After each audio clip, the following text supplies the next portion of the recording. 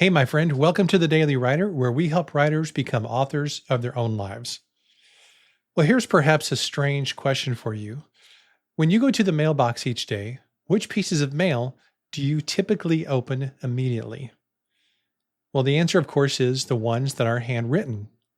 Whenever I get a handwritten card in the mail, I always feel like somebody totally just made my day. Another human being took the time and effort to create something just for me. They wrote it on a card, they put it in an envelope, they used one of their stamps, and they put it in the mailbox. So there's actually a lot of effort involved in that. And whenever I get those cards, I just feel really special. Well, I also love sending those cards in addition to receiving them. Handwritten notes have long been a staple of the way that I connect with other people and try to make them feel special and valued.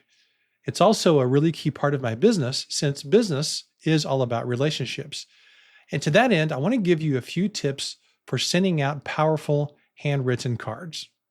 And there's 4 or 5 tips here that I want to share. Number one is keep your materials handy so it's really convenient for you.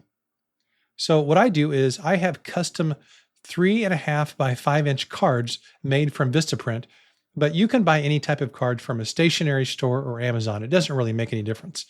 I buy the cards in bulk so I don't have to think about getting, 10 or 15 or 20 new cards at a time. I buy these literally in hundreds at a time. In fact, I just got a shipment of 500 custom made cards from Vistaprint probably about 2 or 3 weeks ago, and that's going to last me for quite a long time. And I also buy my stamps in bulk. So I do this because I don't want to have to think about where to get supplies or go into the post office or whatever. And I keep these cards and stamps on my desk so they're always handy. One of the biggest reasons that people don't send out more cards is because they don't have materials handy.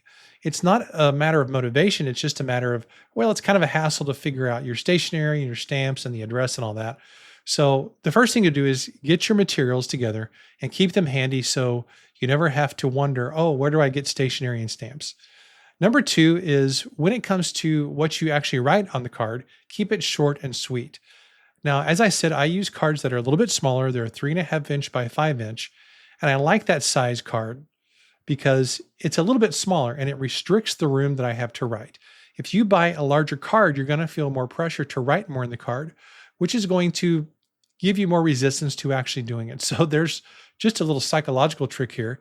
If you use a smaller card, you feel less pressure to write more. So plus it's just faster to read. And there's all kinds of benefits for having a handwritten card that's actually a little bit smaller than the typical bigger size card that you see oftentimes.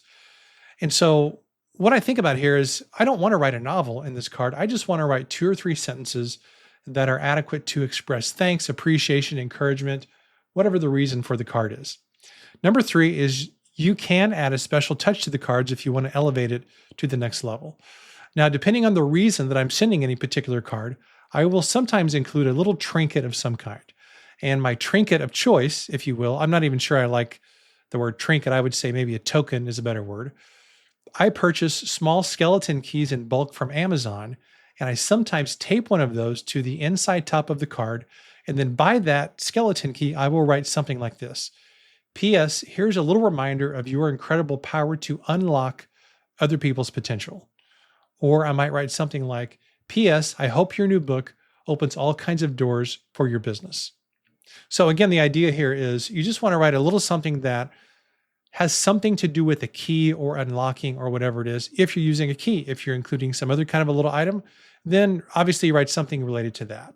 But you're just trying to elevate this card to something that's a little bit more special. Number four is, and this sounds really obvious, but you want to keep people's addresses handy.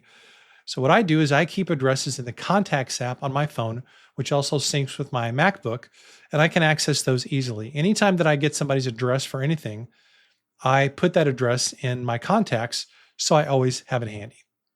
And then finally, number five, I look for reasons to send people cards in the mail. So the most valuable thing I can say here in this episode is that this is not really about cards or stamps.